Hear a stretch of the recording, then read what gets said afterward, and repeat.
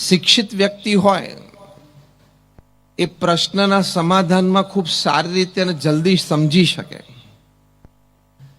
Basic જે મૂળભૂત પ્રશ્ન હોય એનું વિશ્લેષણ એનાલિસિસ સારી રીતે કરી શકે, કારણ કે એની પાસે શિક્ષણનું બેકગ્રાઉન્ડ છે. શિક્ષિત વ્યક્તિ હોય એ અન્ય વ્યક્તિઓને જલ્દી સમજી શકે, એનો મુદ્દો, એનો વિચાર, એનો અભિપ્રાય ખૂબ સારી રીતે સમજી શકે, કારણ કે શિક્ષણનો એની પાસે પાયો છે. શિક્ષિત વ્યક્તિ હોય એ સમાજને આપવું એવી ભાવના રાખે ત્યારે સમાજને ખૂબ સારી રીતે આપી પણ શકે. એટલે વ્યક્તિગત જીવનની દ્રષ્ટિએ, પારિવારિક જીવનની દ્રષ્ટિએ, સામાજિક કે વ્યવસાયિક જીવનની દ્રષ્ટિએ કોઈ પણ વ્યક્તિ, બાળક કે બાલિકા હોય, એ તમામને ખૂબ સુંદર શિક્ષણ પ્રાપ્ત થવું એ અત્યંત આવશ્યક છે. અંગ્રેજીમાં એક કહેવત છે કે education is the foundation of life. શિક્ષણ છે એ જીવનનો પાયો છે. અને શિક્ષિત વ્યક્તિ હોય એ સંજોગો અને પરિસ્થિતિ પ્રમાણે પોતાને અનુકૂળ જલ્દી કરી શકે, એવું પણ ઇતિહાસના પાનાઓ એ સાબિતી લઈને આપણી સમક્ષ છે. સંજોગો અને પરિસ્થિતિને ઓળખીને પોતે એમાં શું રોલ ભજવવાનો છે એ પણ જલ્દી એ વિચાર કરી શકે. તો આવો શિક્ષણનો ખૂબ મહિમા છે. આવી એક શૈક્ષણિક સંસ્થાના કાર્યક્રમમાં આપણે સૌ ઉપસ્થિત થયા છીએ. તો આ શૈક્ષણિક સંસ્થા દર્શન સ્કૂલના તમામ જે શિક્ષકો બિરાજમાન છે એ સર્વેને પણ ખૂબ ખૂબ અભિનંદન છે. શિક્ષણની જ્યારે વાત આવે,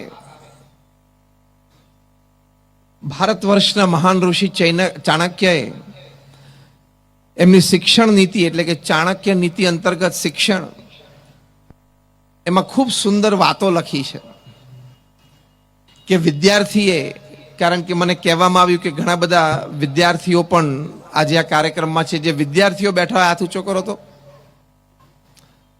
પાછળ ઘણા આ બાજુ બધા પરિવાર સાથે વિદ્યાર્થીઓ બેઠા છે. તો વિદ્યાર્થીએ એટલે કે વિદ્યા અવસ્થા દરમિયાન ખૂબ સારી રીતે એકાગ્ર મને ભણવું જોઈએ.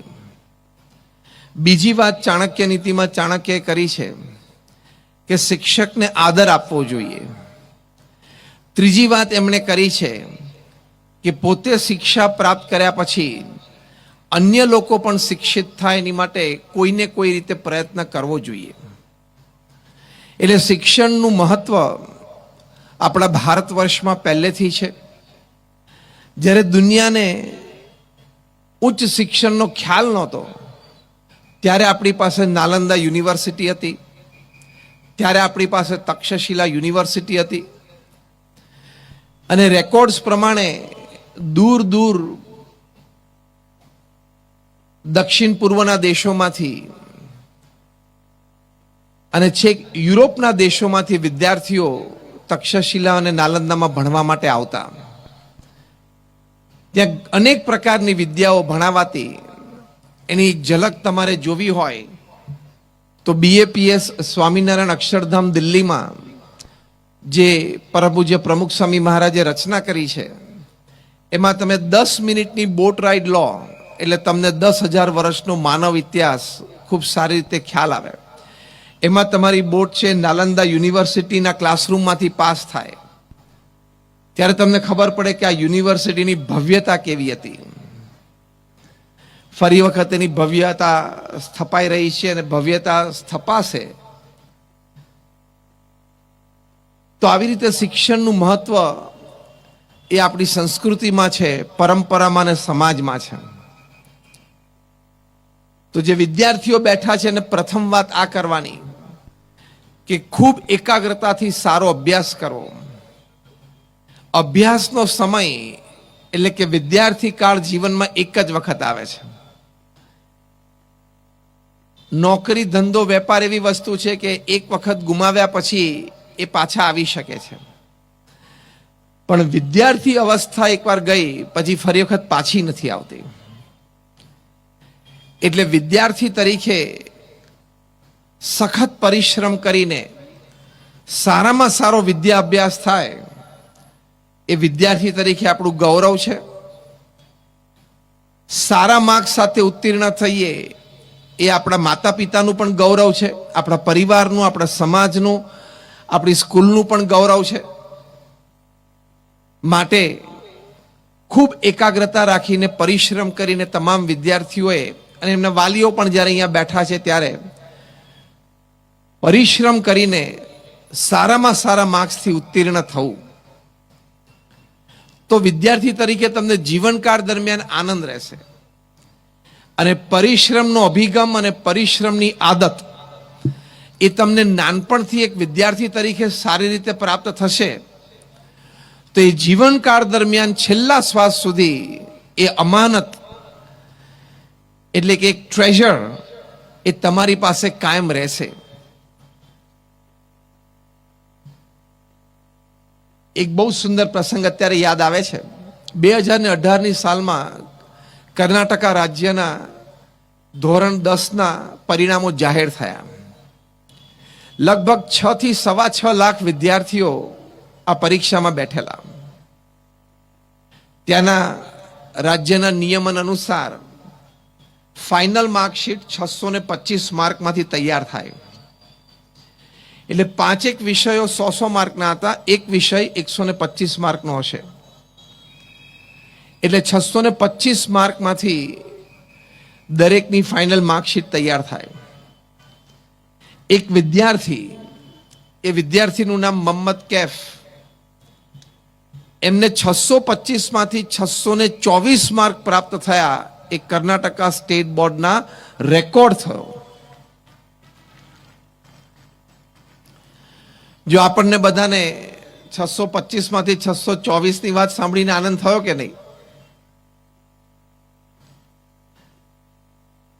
મોહમ્મદ કૈફે માર્કશીટનો સ્પર્શ ના કર્યો, એને માર્કશીટ પાછી આપી દીધી કે this is not my marksheet. If there is my name on the marksheet, કે માર્કશીટ ઉપર જો મારું નામ હોય મોહમ્મદ કૈફ, તો નીચે 625માંથી 625 હોવા જોઈએ.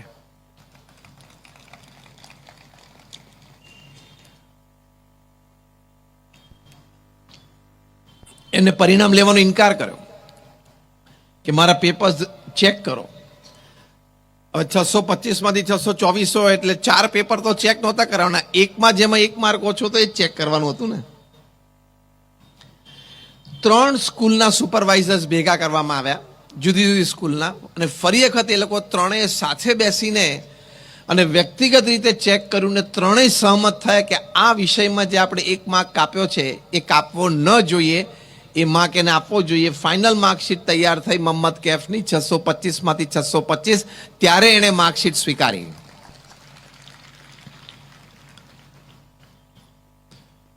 તો વિદ્યાર્થીઓ અને વાલીઓ બંને માટે એક આ સંદેશ છે.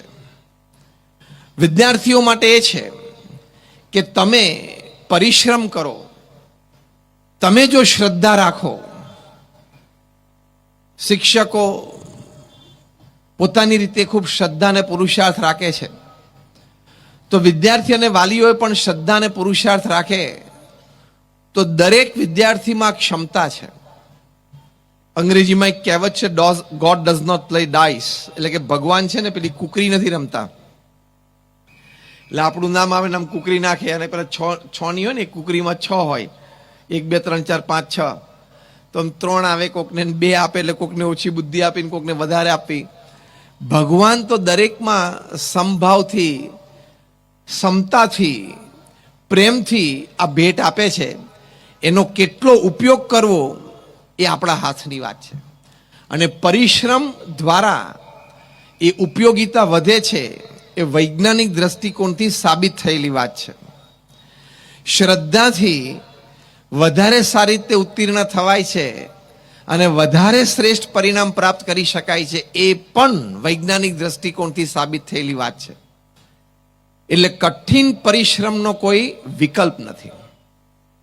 There is no alternate to hard work. તમે પ્રચંડ પુરુષાર્થ કરો એટલે આ તમને પ્રાપ્ત થાય જ. તો વિદ્યાર્થી દરેકને પહેલો અનુરોધ આ છે કે આપણે જ્યાં છીએ ત્યાંથી આવતી પરીક્ષામાં હું 2% વધારે લાવીશ એવો પ્રયત્ન કરવો. દર પરીક્ષાએ કદાચ તમે 2%નો જ વધારે પ્રયત્ન કરો તો તમે સામાન્ય 55, 60, 65% વિદ્યાર્થી હોય તોય દર વર્ષે તમે 6 થી 8% વધારી શકો અને 10મા અને 12મા ધોરણમાં આવો ત્યાં સુધી તમે 85 થી 90% સુધી પહોંચી શકો. તો તમારી માટે એક મોટી દુનિયા ખુલી જાય. બહુ જ પ્રતિષ્ઠિત રાષ્ટ્રીય અને આંતરરાષ્ટ્રીય કક્ષાની શૈક્ષણિક સંસ્થાઓના દરવાજા તમારી માટે ખુલી જાય. અને આવી મોટી રાષ્ટ્રીય કક્ષાની કે આંતરરાષ્ટ્રીય કક્ષાની શૈક્ષણિક સંસ્થામાંથી તમે વિદ્યાભ્યાસ કરીને ઉત્તીર્ણ થાઓ તો તમે જે દુનિયામાં જઈ શકો, જે કક્ષાના લોકોને તમે મળી શકો, જે કક્ષાના તમે તમારા કાર્યક્ષેત્રમાં કે સમાજમાં પ્રોજેક્ટ્સ કરી શકો એ અકલ્પનીય છે. તો ત્યાં સુધી પહોંચવું છે એવો પ્રયત્ન ચોક્કસ કરવો. BAPS સંસ્થાના અમારા ગુરુહરિ પરમ પૂજ્ય મહંત સ્વામી મહારાજ એ 2016ની સાલમાં પ્રમુખ સ્વામી મહારાજ સ્વધામ પધાર્યા પછી ગુરુપદે બિરાજ્યા ત્યારે એમની ઉંમર 83 વર્ષની હતી. અત્યારે એમની ઉંમર 92 વર્ષની છે. પણ આપણે અહીંયા એમનાથી અડધી ઉંમરના જે બેઠા હશું એમના કરતાં પણ એમની કાર્યશક્તિ, કાર્યક્ષમતા અને કાર્ય અભિગમ અદ્ભુત અને અદ્વિતીય છે. એ મહંત સ્વામી મહારાજે કોઈ વ્યક્તિ 83 વર્ષની ઉંમરે કોઈ જવાબદારી સંભાળે તેનું યોગદાન કેટલું હોઈ શકે?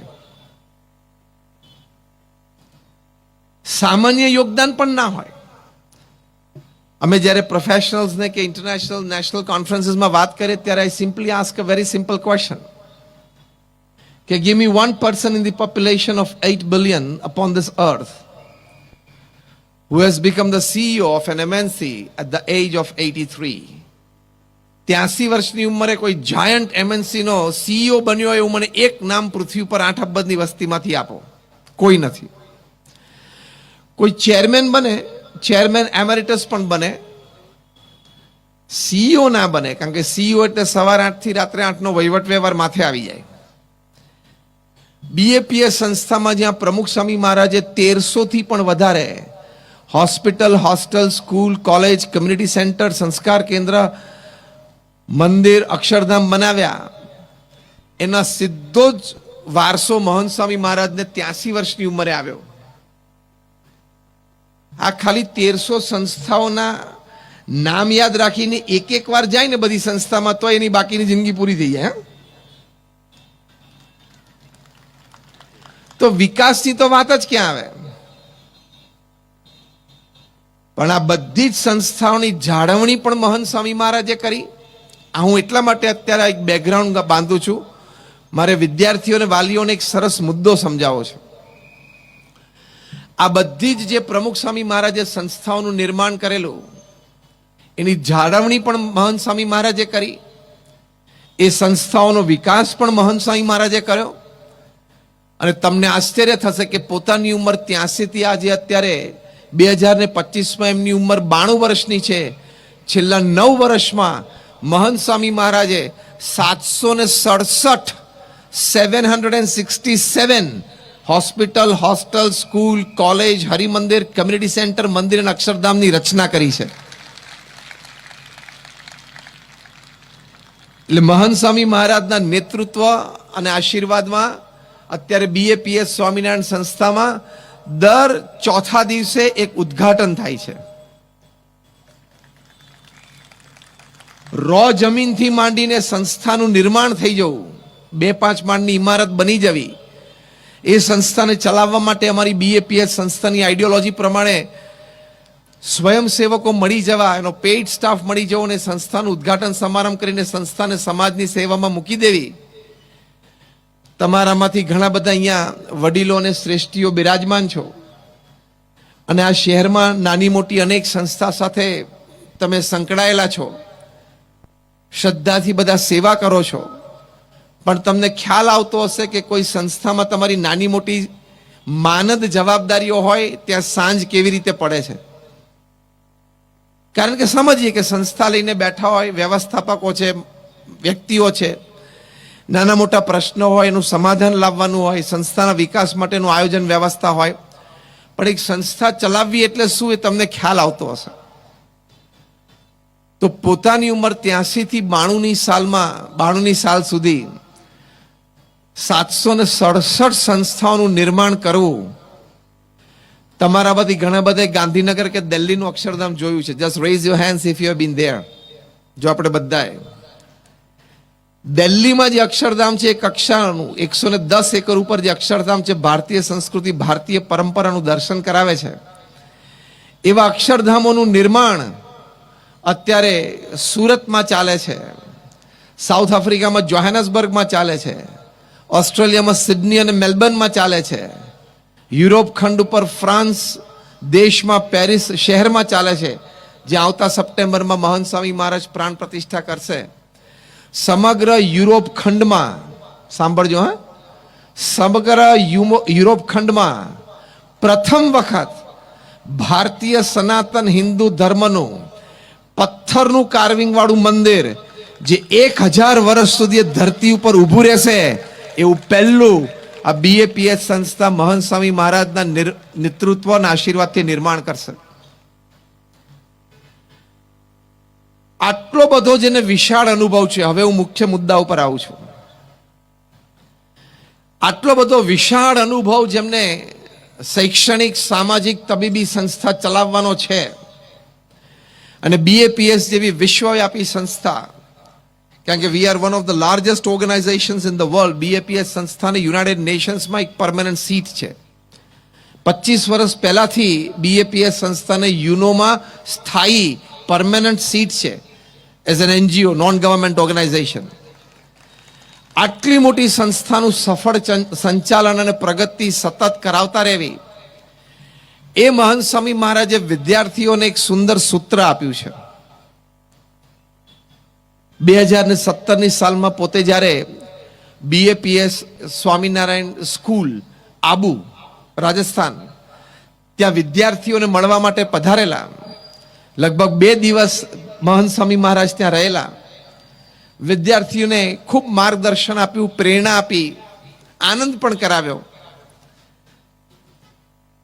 એમને કોઈ શિક્ષકોએ અને સંચાલકોએ વિનંતી કરી કે તમે વિદ્યાર્થીઓનો એક ક્લાસ લો. એટલે મહંત સ્વામી મહારાજે ને હાથમાં ચોક આપ્યો અને ત્યાં બોર્ડ હતું કે આની ઉપર તમે કોઈ સૂત્ર લખીને વિદ્યાર્થીઓને માર્ગદર્શન આપો. મહંત સ્વામી મહારાજે તરત જ પોતે સૂત્ર લખ્યું. પોતાના વિશાળ અનુભવ પરથી, પોતાના આધ્યાત્મિક શાણપણામાંથી A+B+C+D+E+F is equal to success. પછી એનું નિરૂપણ કર્યું એમણે. A ઇઝ ઇક્વલ ટુ એમ, એટલે કે એક ધ્યેય નક્કી થવો. B ઇઝ બિલીફ, પોતાનામાં આત્મવિશ્વાસ. C ઇઝ કોન્ફિડન્સ, કે મારાથી આ કાર્ય થશે જ.